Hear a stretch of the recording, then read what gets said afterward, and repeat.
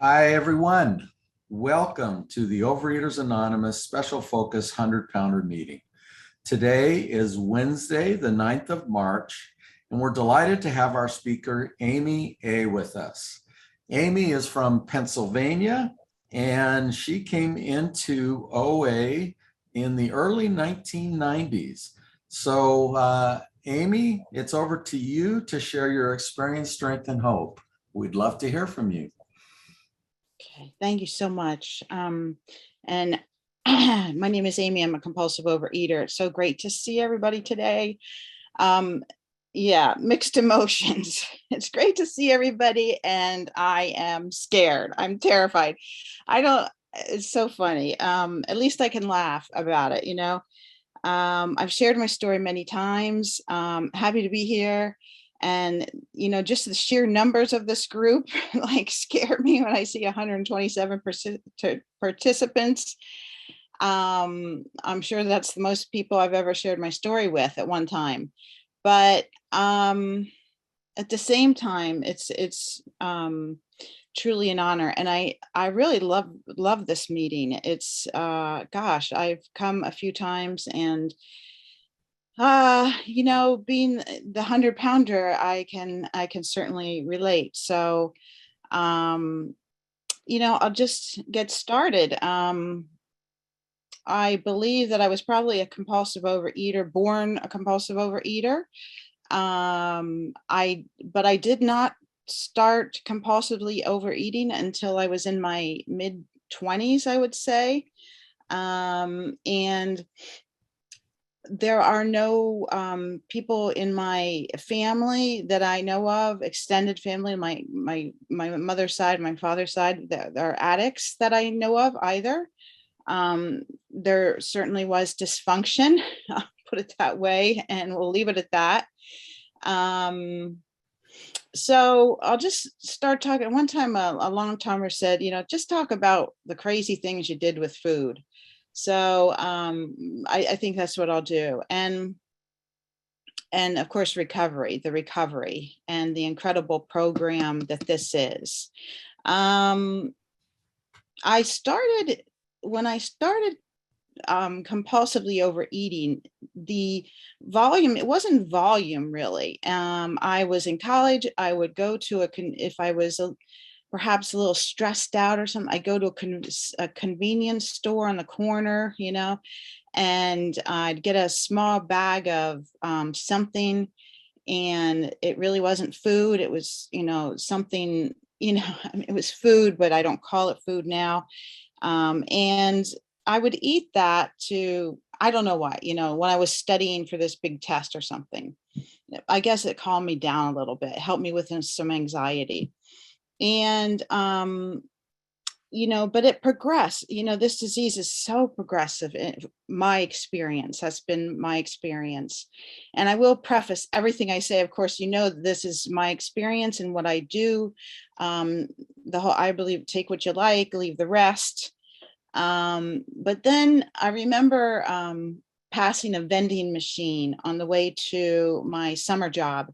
And every morning I would have to get something out of this vending machine. It was one thing. I think it was pretzels. I don't even like pretzels. I don't know. But anyway, and I hope it's okay to name foods. But it was just, one thing. But I remember not being able to get past the vending machine without getting something out of it. And that sounds bizarre, but maybe some of you can relate. I remember the feeling when I was in college and studying and things like that. Not like being drawn to I remember telling sweet mates or whatever, I was drawn to the convenience store. It was like a magnet, I had to go, like something was pulling me, and I thought it was kind of weird, but bizarre. But anyway, so that went on, and I never had success, honestly, losing weight. Maybe for about 5 minutes years ago, maybe I did. I remember one time dropping a few pounds, but it just kept, it just kept increasing and increasing. And I just remember every season I had to buy the next size, at least the next size, every season, the next size up. And it was very frustrating. One other little thing with my weight, I remember trying to reach down, it's a little thing, but reach down and tie my shoes, and I couldn't reach my shoes. I was in a chair and I thought, what is that? I mean, I really had no idea why I couldn't tie my shoes. And it was my belly was in the way. You know what I mean? It's kind of comical now, but I mean it, like, just little stuff like that. And then geez, let's see. I don't remember how I found out about OA. We do publicize it a lot in these little flyers, like, or little newspapers that go around. I think that's how I found out about OA. I don't know how I found out about it really, but I went to a meeting years and years ago, and I could, like, they were talking about somebody who just got out of rehab for food, which I think is fantastic. But at the time, I couldn't relate. I didn't get it. They were clapping for her. I thought, oh my God, this is so weird, but so I left, but the seed was planted. And when I was ready, um, so I got married, moved to the area in which I live, which is only about an hour and a half from where I grew up. And that whole thing of moving away from my family and everything, and then switching jobs and the new people to work with, that whole thing just was very stressful. And I think I started eating a lot more then. And I just packing on the weight, and just really packing on the weight. And so I started going to meetings, in the area that I live in now. I live in southeastern Pennsylvania.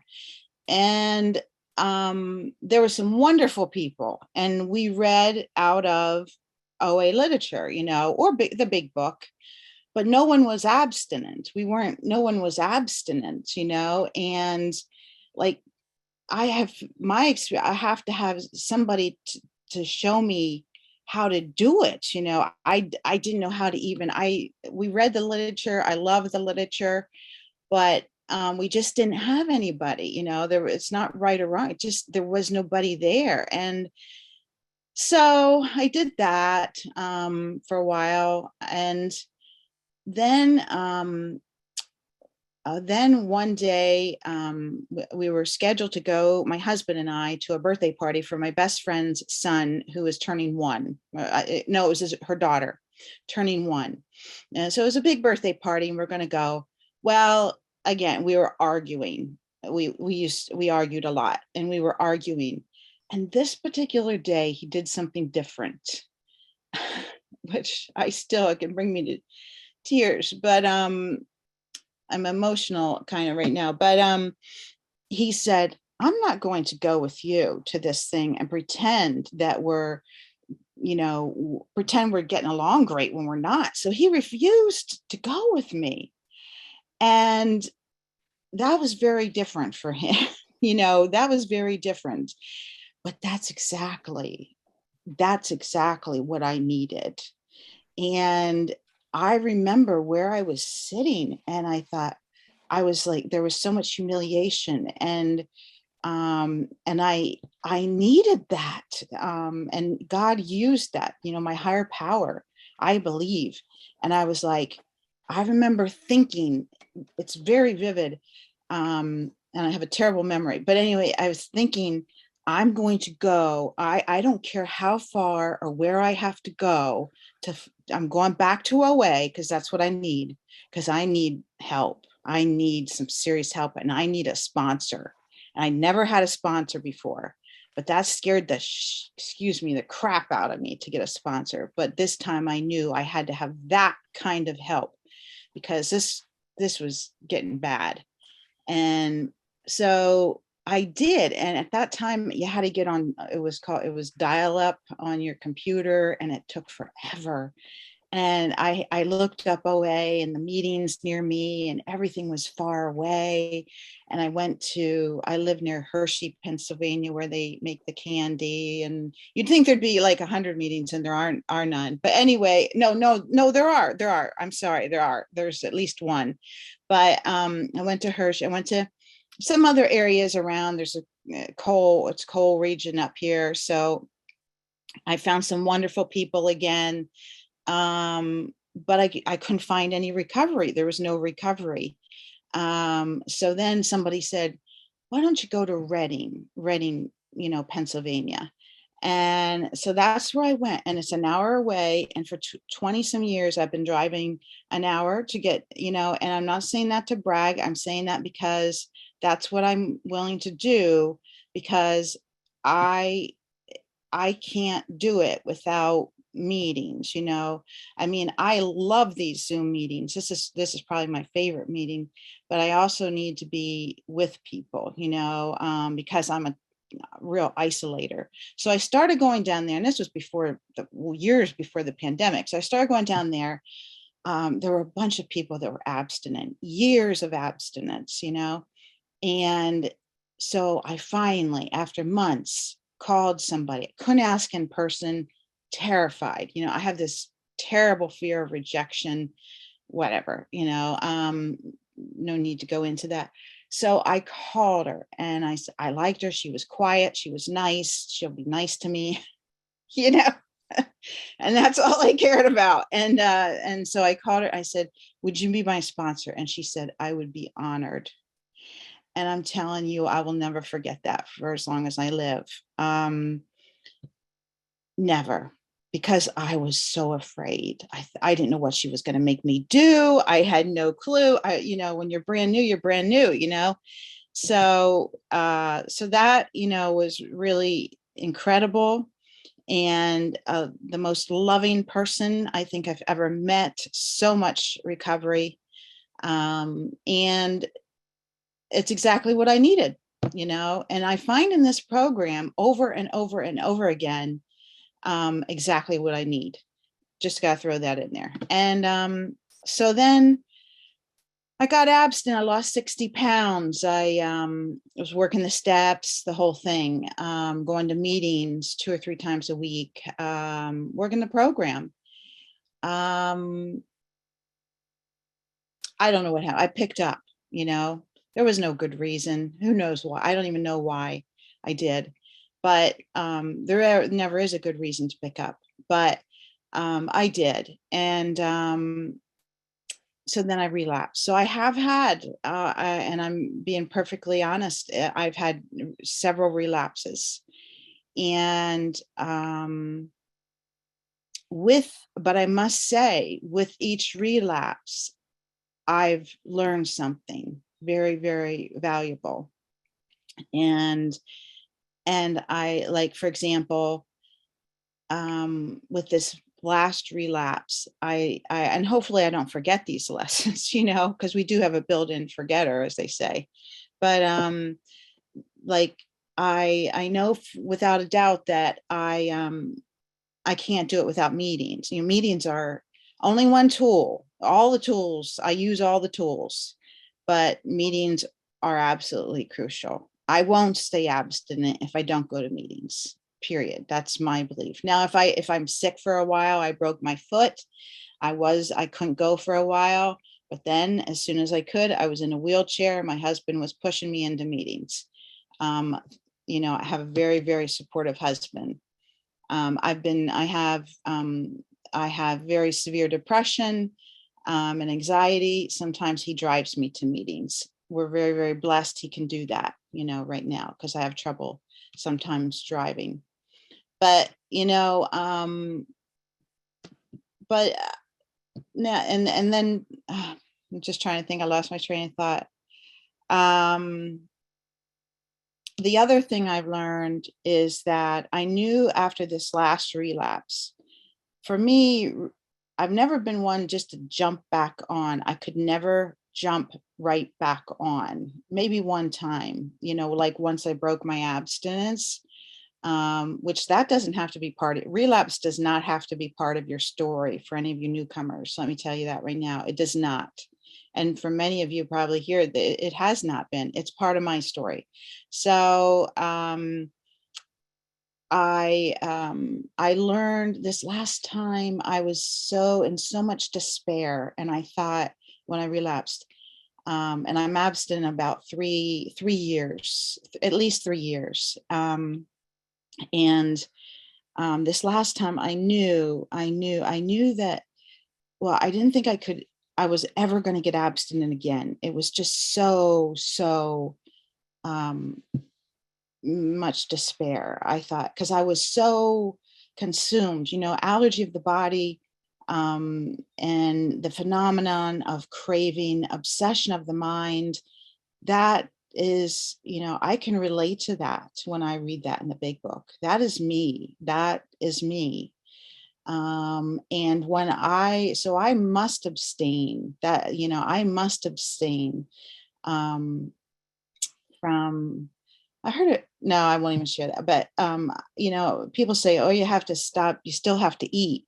Well, alcoholics still have to drink, but I will share that.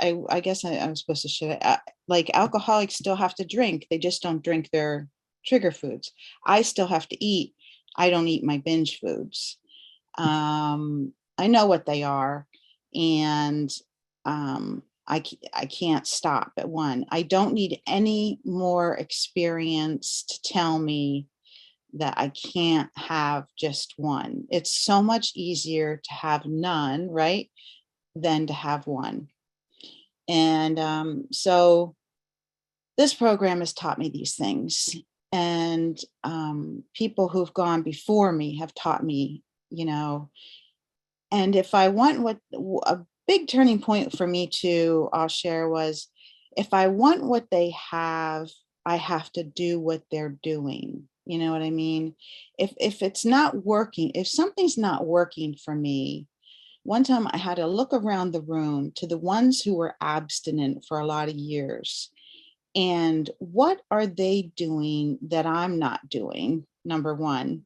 Secondly, if I'm not doing that, why? I mean, let's just be honest. I mean, I'm just as sick as they are, right? They're not, I'm not any different. And I guess, a garden variety compulsive overeater. So one of the things people in my area do, for example, is they weigh and measure their food. Does everyone have to do that? No, no, that's not true. We have all these different plans, 301, so forth. When I weigh and measure my food, I know how much I'm getting. It's clear as a bell. It's clear as a bell. For example, yesterday I went to a restaurant. I don't weigh and measure when I go out. They brought rice. Rice is something I can have for a carb. I looked at that thing and I was like, I try to eat, roughly what I'm due, 3 ounces. I looked at that thing, that looks like about 3 ounces. The whole entire meal, I'm going back and forth, thinking it's more than 3 ounces. No, it's 3 ounces. You know what I mean? Like the craziness, when it hits the scale, which is fine. It all worked out. I talked to my sponsor about it. You do the best you can, when you're out and stuff. And some people weigh and measure when they go. There's no right or wrong way here. I don't think. I've had various food plans. They all work. I just got to follow one. I mean, any food plan is better than going to the dollar store and wiping out a shelf of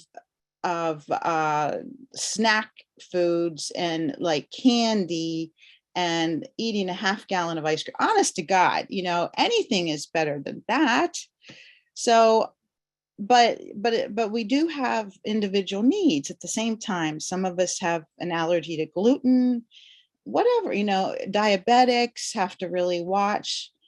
In those cases, of course, you have to, you got to seek out medical nutritionist or somebody. I'm not qualified to tell somebody what to eat.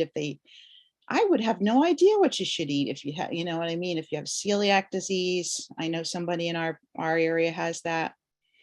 So,